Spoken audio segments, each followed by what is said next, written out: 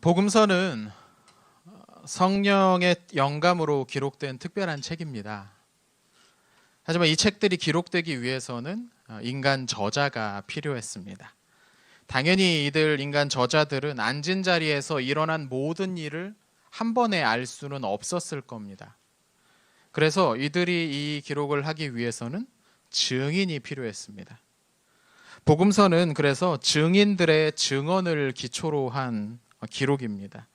그래서 복음서를 읽다 보면 현장에 있었던 증인이 아니었다면 도무지 알 수 없을 것 같은 이야기들이 많이 쓰여 있습니다.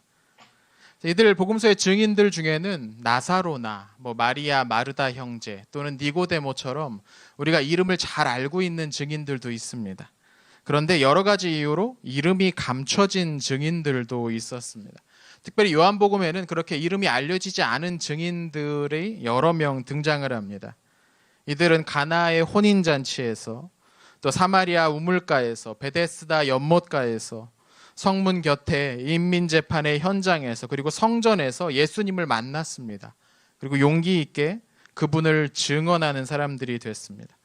근데 이들이 그렇게 예수님을 증언했는데 복음서에 그들의 이름이 나타나지 않았던 것은 아마도 어떤 이유가 있었기 때문이죠. 그들의 이름이 밝혀지게 되면 어떤 생명의 위협을 당한다거나 그들의 지금의 삶에 굉장히 어려움을 겪게 될지도 모르는 그런 상황에 있었기 때문일 겁니다. 그래서 오늘 우리가 함께 읽었던 요한복음 11장 45절에서 53절에도 증인이 한 명 있습니다.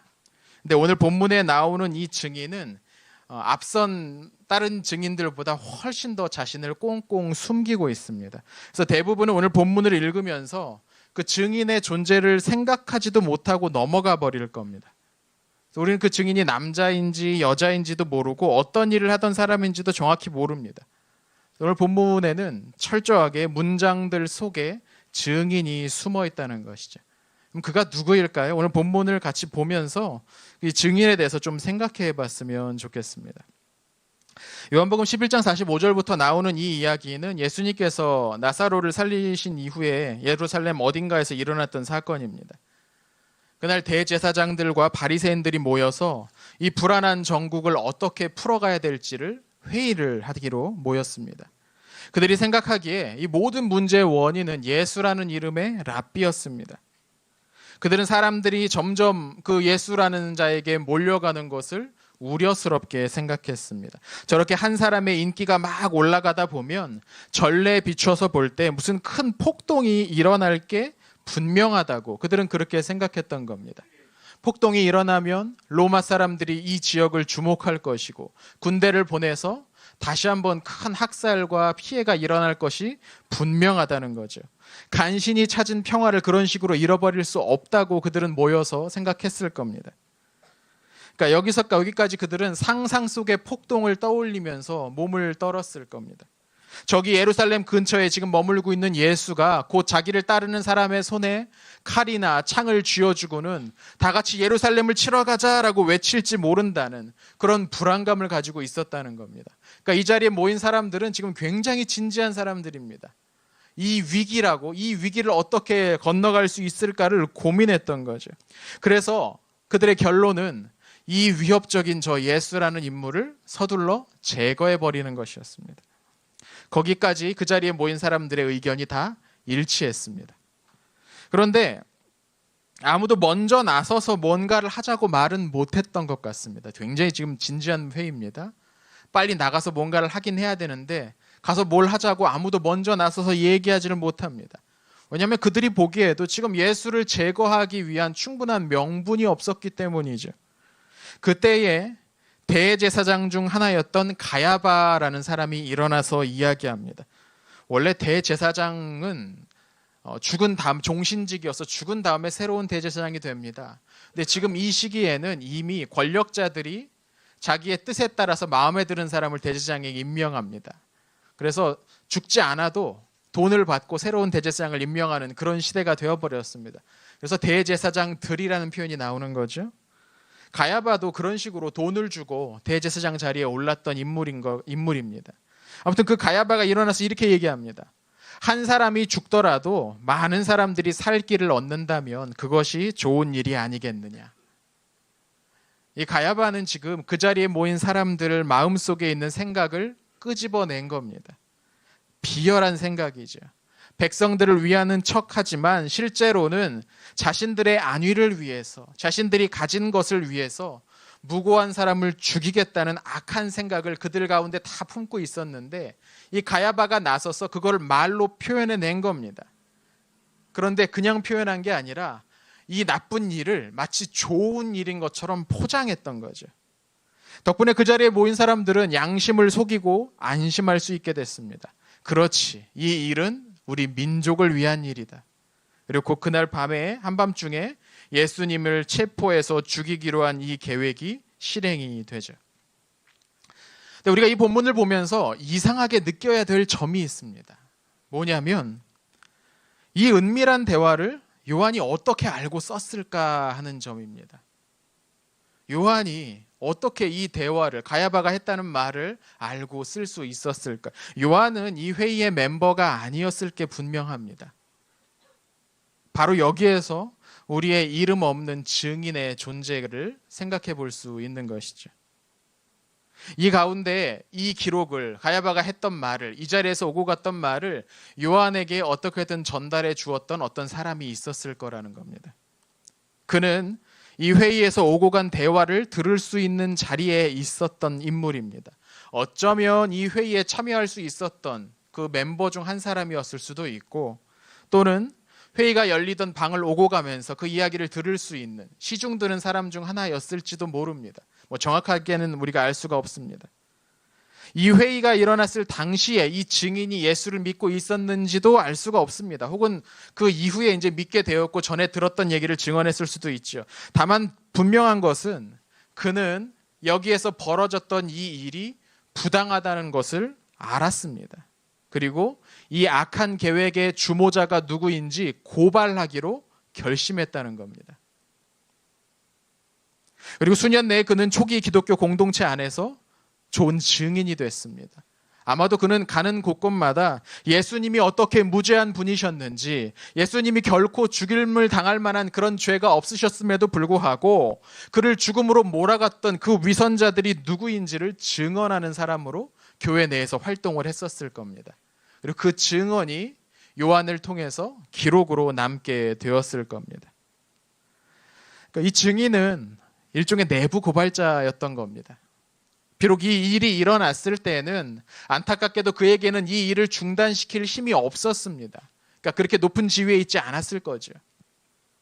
하지만 때가 왔을 때 그는 자신이 본 이 일을 증언하기로 결심합니다. 이 일을 그냥 감춰둔 채로 두지 않고 세상에 밝히 드러내기로 결심했다는 겁니다. 그는 악한 사람들 가운데서 일하는 사람이었습니다. 그 주변에는 정말 비열하고 위선적인 사람들로 가득 차 있었습니다. 그의 상사들은 다 그런 사람들이었다는 겁니다. 이런 현실이 그의 마음을 상하게 했겠죠. 어디를 봐도 악한 사람들, 부당한 지시와 명령들, 더러운 계획들을 세우는 사람들 밑에서 일하는 것이 결코 쉽지 않았을 겁니다. 그의 마음을 굉장히 괴롭게 했을 겁니다. 그런데 바로 그 자리에서 그는 증인으로 역할을 감당할 수 있었다는 겁니다. 악한 이들이 은밀한 곳에서 행했던 그 일들을 그는 햇빛 아래로 밝히 드러냈습니다. 범죄자들이, 나쁜 짓을 하는 사람들이 가장 두려워하는 일이 자기가 한 일이 다른 사람에게 드러나는 겁니다. 그래서 언제나 부정하고 숨기고 아니라고 거절하죠. 거부하죠. 그러나 증인이, 확실한 증인이 있으니 더 이상 부정할 수 없게 되어버린 겁니다. 그의 증언을 통해서 많은 사람들이 저들의 비겁함, 저들의 비열함을 알게 되었습니다. 동시에 하나님께서 어떻게 저 악한 사람들을 통해서도 일하시는가를 그는 보여주었습니다. 비록 가야바가 말은 악한 목적을 갖고 말을 했지만 그가 했던 그 말, 한 사람이 많은 사람을 위해 죽는 것이 유익하다라는 그 말은 하나님의 뜻이기도 했거든요. 그건 정확하게 예수님께서 이 세상에 오셔서 하고자 하셨던 그 일이었습니다. 이 증인은 하나님께서 저 악한 이들의 손을 통해서도 그분의 일을 계속해 나가고 계신다는 그 사실을 확고하게 증언했던 그런 사람이었습니다. 생각해보면 성경에는 오늘 본문의 증인과 같은 그런 상황에 처해 있던 사람들이 많이 있었습니다. 특별한 일이 아니었어요. 다니엘과 느헤미야는 이방 왕 아래서 일했던 사람들입니다. 그들이 섬겼던 왕들은 선량하고 착한 왕들이 아니었습니다. 기분이 내키는 대로 언제든지 무고한 사람을 죽이라고 명령을 내릴 수 있는 그런 왕들이었습니다. 그러나 이들은 그 왕 아래서 그들을 섬기면서 나름의 증인의 역할을 감당했던 사람들입니다. 또 구약 왕국 시대에 북왕국에 아합과 이세벨이라는 커플이 있었습니다. 왕과 왕비였죠. 아주 악한 왕으로 소문이 난 이 사람들 밑에 그들의 궁정 가운데 오바댜라는 이름의 관리가 있었습니다. 그는 아합이 주는 연봉, 월급을 가지고 하나님을 믿는 사람들을 숨겨서 따로 살렸던 사람입니다. 악한 왕이 주는 돈을 가지고 선한 일에 사용하려고 애를 썼던 인물이라는 거죠. 유다와 이스라엘의 많은 악한 왕들 아래도 선한 관리들이 괴로움을 감당하면서 눈물을 삼키면서 그들의 일을 했습니다. 그들 모두가 자기가 선 자리의 증인이 되었다는 거죠. 우리는 악은 모양이라도 버려야 된다고 배워왔습니다. 맞습니다. 그게 좋죠. 종종 이를 위해서 큰 희생과 손해를 감수하는 사람이 있으면 참 큰 믿음이다 박수를 치기도 합니다. 저도 그런 친구를 알고 있고 그 친구를 볼 때마다 축복하고 싶은 마음이 막 생겨납니다. 그런 마음을 결단으로 실제로 행동으로 옮기는 것은 대단히 큰 일입니다. 그러나 우리가 삶을 살다 보면 당장에 발을 빼기가 어려운 경우가 적지 않습니다. 실제로 우리가 일상을 살아가다 보면 성품이 삐뚤어지고 비겁하고 비열한 사람들 아래서 그들과 함께 일해야 될 때가 있습니다. 도무지 내가 이 일을 하는 것이 하나님과 무슨 상관이 있는 걸까 하는 생각이 들 것 같은 그런 상황 가운데서 일할 때가 있다는 것이죠. 많은 사람들이 괴로움을 당하는 곳이 우리의 직장일 수도 있고 우리의 삶의 터전일 수 있다는 겁니다. 그런 상황 가운데서 어떻게 당장 빠져나올 수 있겠습니까? 어떤 분들은 그것 때문에 괴로워하기도 하십니다. 내가 이 자리에 있는 것 자체가 죄는 아닐까라는 생각을 하시는 거죠. 그러나 여러분, 하나님께서는 자신이 섬기는 왕을 따라서 이방신 앞에 몸을 굽혀야 했던 나아만 장군을 용서하시는 분이십니다. 우리가 그분을 정말로 믿고 사랑한다면 하나님께서 우리에게서 보실 부분은 바로 그 부분뿐이실 겁니다. 그리고 무엇보다 증인으로 살기 위해서, 증인의 삶을 살기 위해서 우리는 세상 밖으로 나가서는 안 되고 세상 안에 있어야 합니다. 바울은 고린도 교회에 보낸 편지 가운데 이런 말을 하기도 했었는데요. 고린도서 5장 9절과 10절인데 제가 읽어드리겠습니다. 내가 너희에게 쓴 편지에 음행하는 자들을 사귀지 말라 하였거니와 이 말은 세상에 음행하는 자들이나 탐하는 자들이나 속여 빼앗는 자들이나 우상 숭배하는 자들을 도무지 사귀지 말라 하는 것이 아니니 만일 그리하려면 너희가 세상 밖으로 나가야 할 것이라. 바울은 고린도 교회 교인들이 세상 밖으로 나가기를 원하지 않았습니다. 다만 그들이 그 악한 일에 동참하지 말라고 권고하고 있는 것이죠. 비록 그들이 살고 있는 그 도시가, 비록 그들이 일하고 있는 그 자리가 악하고 음란하고 타락해 있을지 모르지만 그럼에도 불구하고 거기를 빠져나와서 산으로 올라가는 대신에 거기서 버텨내라는 겁니다. 그 안에서 그리스도인으로서 증인의 삶을 살아내라고 권면하는 겁니다. 저는 오늘 본문에 나오는 감춰졌던 그 증인도 그런 삶을 살고 있지 않았나라고 생각합니다. 그는 악인들 가운데서 하나님의 아들을 살해하려는 계획을 세우는 이들 가운데서 버텼습니다. 그리고 그들의 악행을 증언하는 증인이 되었습니다. 이것이 빛과 소금으로 사는 삶일 겁니다. 우리가 어디에 있든지 무엇을 하든지 우리는 빛이고 소금이죠. 어두운 세상 가운데 우리가 버티고 있는 것 자체가 세상의 소망이 됩니다. 시간이 갈수록 세상은 진리에서 멀어지게 될 겁니다. 그러나 우리가 예수를 믿는 자로 살아있는 것 그 자체가 그 자리를 밝히는 일이 되는 것입니다. 비록 우리가 당장에 무슨 큰 영향력을 행사하지는 못하더라도 크고 작은 일에 온종일 노출되어서 그 타협을 할 수밖에 없는 상황에 처하게 되더라도 우리 안에 예수가 있다면 우리는 희미하게나마 그 자리를 밝히고 있는 겁니다. 우리는 세상에 맛을 내는 사람들입니다. 예수로 사는 사람들은 진짜 제대로 된 삶이 무엇인지 보여줍니다. 그의 삶으로 그렇게 됩니다. 다만 우리가 한 가지 기억해야 될 것은 일이 험할수록 삶이 피곤하고 고달플수록 하나님과의 관계를 더욱 굳게 붙들어야 된다는 겁니다. 말씀을 더 보고 기도의 시간을 드리고 훈련의 자리를 피하지 마십시오.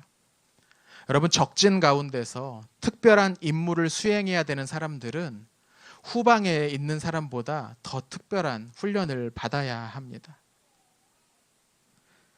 적진 가운데서 하루하루 임무를 수행하는 여러분, 힘을 내십시오. 수많은 믿음의 선배들이 그렇게 살아왔습니다. 하나님께서 여러분들에게 힘을 주실 것입니다.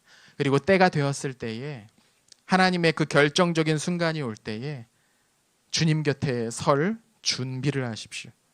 하나님께서 여러분을 통해 그 크신 일들을 해내실 것입니다. 하나님 우리를 잊지 않고 계십니다.